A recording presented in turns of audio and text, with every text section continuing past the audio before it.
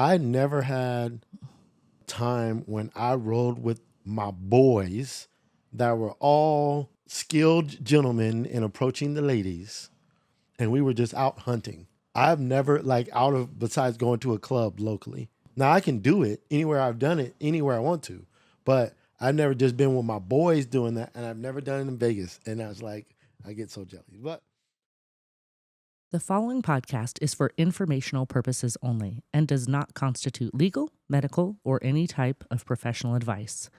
While we strive to provide accurate and up-to-date information, laws and regulations surrounding sexuality, relationships, and consent can vary by location and are subject to change. If you have specific legal or medical concerns, we strongly recommend consulting with a licensed professional in your jurisdiction. Listener discretion is advised, as this podcast may discuss adult themes and sensitive topics. By continuing to listen, you confirm that you are 18 years or older. Welcome to the Siren of Freedom podcast, sounding the alarm by bringing clarity and freedom to the realm of sexuality. Our aim is to give others a place to share their stories and release themselves from the weight of shame and guilt.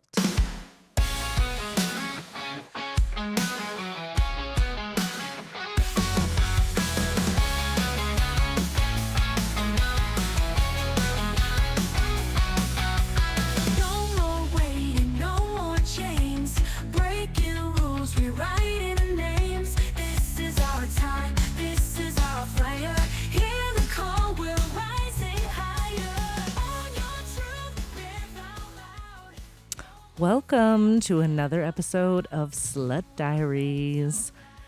This is your host, Siren, and I have my producer and hubby, Socrates, on board tonight as well. Say hello. hey, y'all. And tonight, as you might have noticed, the Slut Diaries are a little bit shorter than the interview ones, but they're fun to do, and we can get some juicy stuff in a smaller amount of time. So I love going to Vegas, and especially when I was single. One year I went as many as 8 times in 1 year. And one time there was a gal that I was acquainted with, and she was going there for work, and it was in April. I remember that, maybe 2018. And so she had a room with 2 beds in it, and we were talking, and she's like, you should come, I've got to see clients while I'm there and do this and that. But, you can have the room and we'll have the pool. We can do some girly stuff. And I was like, awesome. Sounds great. So I got a plane ticket and I was like, heck yeah, we're going. So I don't even know. It was very short notice. I feel like we were supposed to go on a Friday, come back on a Sunday, something like that. It's like Tuesday or Wednesday that same week. And she calls me and she's like, oh, so this is kind of like, oh, sorry, it's last minute, but you can probably get an Airbnb or something. And I was like, what are you talking about? And she's like, well, I just really feel like, it's dishonest of me to like bring a guest, when work is paying for the room. Bitch, please. Your work does not care. And I have never heard of this before. I've heard people bring their spouses, friends, all kinds of stuff. When work pays for a room, they're paying for a room. They don't care who's in the room. Now, please check your HR and company policies, for what's actually the standard at your job, okay? I am not an expert on this. But I have a sneaking suspicion that she was actually meeting a male client on this trip, or it worked out that way and didn't want me to be in the room anymore, which I'm like, why didn't you just tell me? But there's this whole thing where she had flown to Jamaica and married some guy over there. So she's technically married at this time to this guy in Jamaica. I wonder if to this day she's ever got him to the U.S. I don't know. That's a whole other thing. I'll investigate and try to get back to you guys. Anyways, so I'm just like, fuck it. I'm just going on my own. So I get a room at the Link, go there. I get my regular guy that every time I'll go to Vegas, I would call this security guard. And he would always come to my hotel, either after work or if he had the night off, he would come and hang out. And we would always hook up. And we always had a great time. So I did that every time. And then I'm fine going to the pool during the day. I make friends. It's whatever. And I was also just like working because I was like, okay, well, I can do a little bit of work while I'm here, whatever. So on Sunday afternoon, I go to the pool. My flight leaves out later in the day. And I'm just sitting there talking to somebody at the pool, just some people. And I see this guy. And I'm like, oh, I was like, he's pretty cute. And then he like motions me to come over. And I go over there. And he's like, sit down. Like, he's like, are you here with anybody? And I was like, no, I don't remember this guy's name either. So I couldn't give it to you. Oh, no, now I do. I just remembered it. Anyways, we can just say, right? Because it doesn't matter. If it's a unique name, I wouldn't. I don't think it's a unique name. I don't think it's a unique Well, spit it out. And then if we need to edit it out. Yeah, it's Anthony. Oh, no. Yeah, That's yeah. it. Yeah, yeah. And he doesn't live in Vegas either. So he's visiting too. I don't remember where he lives. Who knows? Anyways, so I'm talking to him. We're having a great time. And he's like, oh, how long are you here for? And I was like, oh, I leave out this evening. I'm just hanging at the pool, killing time. And he's like, oh, that is such a bummer. Because he's like, it's been really nice to talk to you. And like, we're here for someone's birthday. It was like his cousin or something. And he's like, they're all real cool. And like, we're going to do this. And man, you could just come with me and do all this stuff with us. And I was like, I just kind of laughed because I didn't think he was serious. And then he's like, well, why would you have to get back? Like, can you change your plane ticket? And I was just like, oh, I'm just not even getting it, right? That this guy is serious. And I was like, you're not kidding. And he's like, no, is it like cost you anything? Like, I'll pay for it. And I said, well, I gave him my room already, whatever. And he's like, oh, my room's all by it myself. I have another bed, if you're uncomfortable and I was like, maybe I'll just like get my own room. I'm thinking. And so I look on there and I change my ticket. And I think at that time I was flying standby like almost all the time. And so I think I just changed my standby thing. So I could really stay for however long. And I made sure, everything was good at the home front. I didn't have my kids and everything was going good at work. And I was like, they don't need me. This guy's going to pay the bill. Like, sure, let's check it out. So that night was like the cousin's birthday party. So everybody was coming to the cabana and everybody was just super cool. Everybody was super cool, super nice. I was the only white person and they were all just like really nice to me. They weren't like, they didn't give me no shade or anything weird. And the birthday girl especially, she was like, oh my gosh, the more the merrier. Anthony's so good at like finding fun people for us to hang out with and everything. So that was super cool.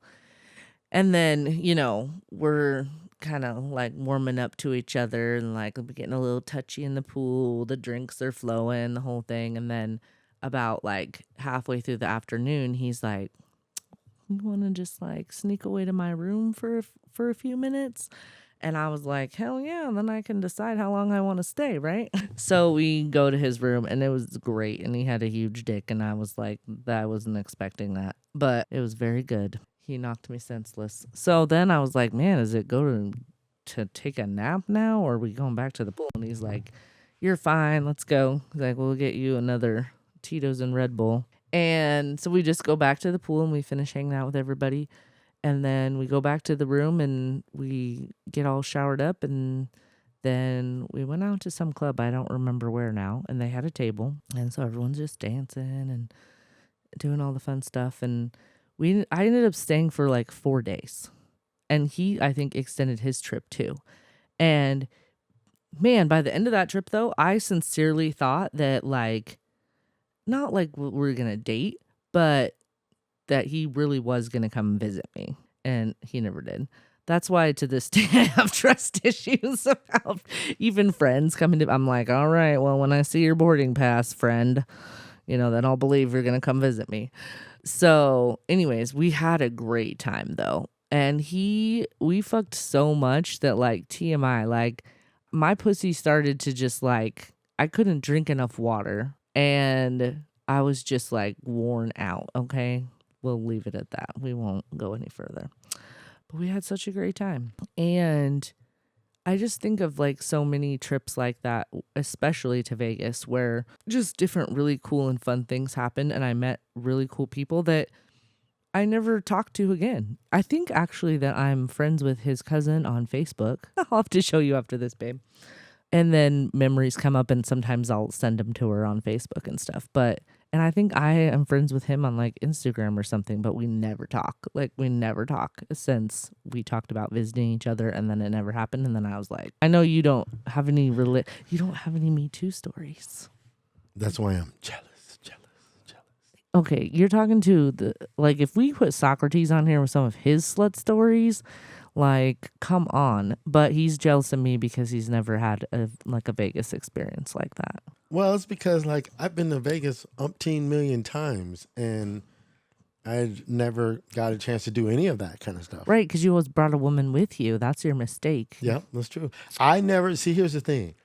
I never had time when I rode with my boys that were all skilled gentlemen in approaching the ladies, and we were just out hunting. I've never besides going to a club locally. Now I can do it anywhere. I've done it anywhere I want to, but I've never just been with my boys doing that, and I've never done it in Vegas. And I was like, I get so jealous. But so maybe someday when I'm dead, and then you're about 95, then you can go.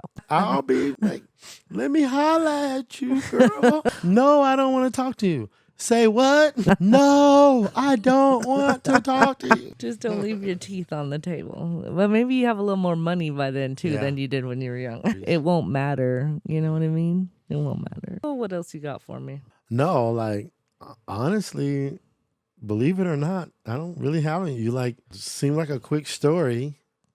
I don't really have any questions. Yeah, because I don't remember like any crazy details, but I just remember we just fucked and fucked and fucked and fucked. And I was like, I had so many orgasms or whatever, but I didn't know how to squirt at that point. So I think I just got like worn out. I was trying to hydrate and everything else, but it was a lot. It was a lot. It was like 4-day fuckathon. For real. I think that might be the most. I don't even know how we did anything else. But that guy, he was a bigger guy too, like more like a big football player build, but not that muscly. Definitely had like a belly and stuff. But I was like, where is this coming from? Maybe he was doing some drugs. I have no idea. I never saw him do anything. But yeah, so I don't necessarily think like the quality, it wasn't like my favorite quality of all of my experiences. But it was like the most quantity where I was just like, this guy is never going to quit. And if my pussy wasn't sore, then I would have probably just really enjoyed it and not been complaining in my mind. Well, so let's talk about, I'm sure there's some ladies out there that would love to do what you did. So set aside the time and money that you have, and we know why, because you are, for those that don't know, Siren is an insane travel hacker. Insane. And she talked about buddy passes. That's just one of her tools in her chest of tools of traveling. And then she also owns a business, and this business doesn't require her to be on the ground all the time. So she's got a lot of great people behind her. But besides that, psychologically, like, there's a girl wants to, I don't know if these kids are saying it these days, but hot girl summer, right? Oh, yeah. And she really wants that. And she is coming from maybe a conservative, upbringing, or just a conservative community.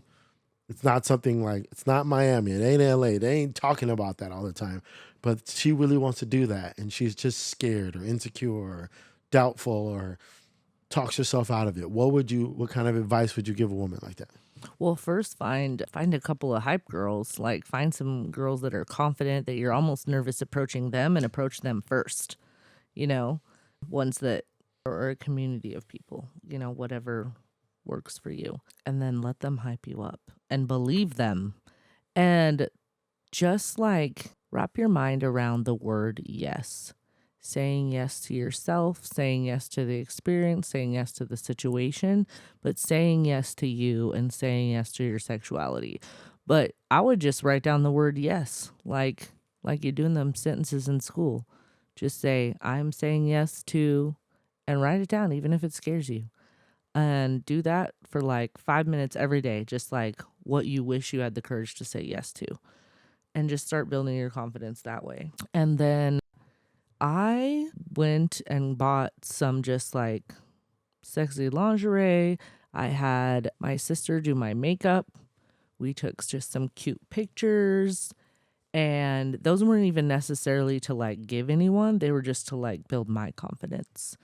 So it was just like fun to like do that and just have that experience. Just, there's no one around. I didn't have to show anybody those pictures if I didn't want to. And then my sister just, helped make sure that I felt beautiful. So that was like a super, super budget boudoir session, whatever the lingerie costs and the price of developing the pictures. And then just like go out in small ways, go out to the bar and try to put yourself out there. But whenever I did Hot Girl Summer, I would go out in like when my kids like had their last day of school, whenever they went back to their dads. And I would go to the pharmacy and I would buy 2 big boxes of condoms and some energy drinks. And then I would take a picture and I would be like, Hot Girl Summer on lock. And I would send it to my friends. And that was like how I would start. And my goal would be to like use all of those condoms by the end of the summer or whatever. Did it happen? I have no idea. But that was just like me, just like putting it out there. Okay, this is what I'm doing. And then, you can manifest like the perfect like situation and partner and all of that. But if you just want to go have a hot girl summer, then you got to say yes to a variety of situations as long as you feel safe. If the guy is like not exactly what you're looking for, you can still say yes to it, because If he's mid, if he's low, even. I said yes to all kinds of crazy things. We'll have to have a dive bar karaoke slut diaries, because I got a few stories from there. Will you write that down, please, so I don't forget? Dive bar karaoke slut stories. Okay. So, but just keep doing things to build your confidence. But it starts with saying yes to saying yes. I love Vegas. I've never had a bad time there. Not once. Whether it was like in the hoe days or with you, or man, we were watching some videos of some trips we took to Vegas, just dancing, having a good time by the pool. This is a lot of fun. We've had a lot of fun there. yeah. So paint me a picture, Socrates, in the last few minutes here. If you could design your own hoe trip to Vegas, you're going with your boys, you is free as a bird, you got no lady bothering you about the trip, like you're not going to be in trouble in any way. You're just going on a trip with the guys. What would that look like?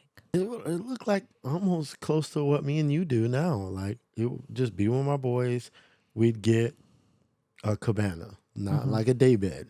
Like, we'd put the money in, we get a cabana. I'm nerdy, so I would nerd out. What I would do is I'd get one of those hotspots that you can create on your own. And then the hotspot says, come to cabana 12 for it, Oh, I like that. Yeah. When did you think of that? I saw it on TikTok. Oh, Yeah. that's a really good. Yep. That's awesome. I like that. So, and then I would have a lot of extra drinks and stuff.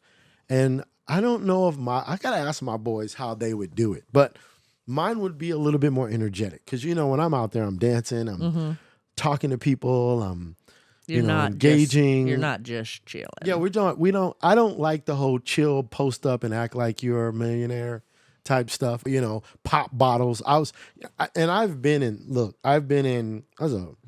backup dancer for a rap group. I've been in every part of the club except for a bartender. Actually, I've done all of it. Now, I didn't DJ, but I VJ'd all of it. And I'm not the type of dude that'd be like, oh, I'm gonna post up and flash my stuff. And all the bitches are just gonna come running. I'm just gonna be like, yeah, I got all these millions. I'm this. Like I'm the hey, like let's have fun, let's dance, let's joke, let's throw some balls around the pool. So I would, You'd be the fun guy. Yeah. Yeah. And I would want my boys to be a little bit like that. Like, hey, come over here, ladies, and just, have a good time. Outgoing. Right. And then it just moved from there. That's it. Like, I know how it would go. I know it would work. I've just never been in that situation. And here's the thing. The problem is, it's like I get single and then usually just my mind's focused in on getting back on my feet, because I give everything away. I try to, it's like, I'll take the least as possible. You can have it all. And then I get in a relationship and it's like, oh, okay, well, it's not on the table. So, but yeah, that's what I would do. I would, my boys, we, do the normal stuff, but during the day we'd go to a pool party. Well, you're giving lots of good ideas for women to share with the single men in their life, or the men available to do that. Yeah. Yep. So I like it though. That would work for me. Yeah. Yeah, because I was always gravitated, or if a guy was just really acting cool, I would go over and just be my sassy self to him. Right. Because I have nothing to lose. I'll be like, oh, what's a girl that gotta do to get your attention over here? I was like, there's just things that you could say and do. So, but that'll do for now.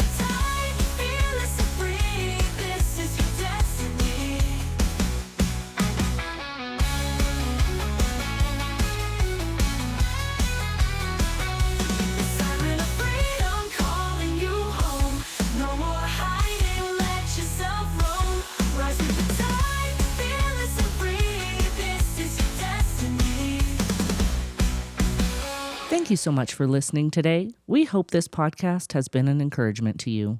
You can find us on our website, thesirenoffreedom.com, and also on social media and Patreon under the Siren of Freedom podcast. Your support is what helps us continue to sound the alarm of freedom.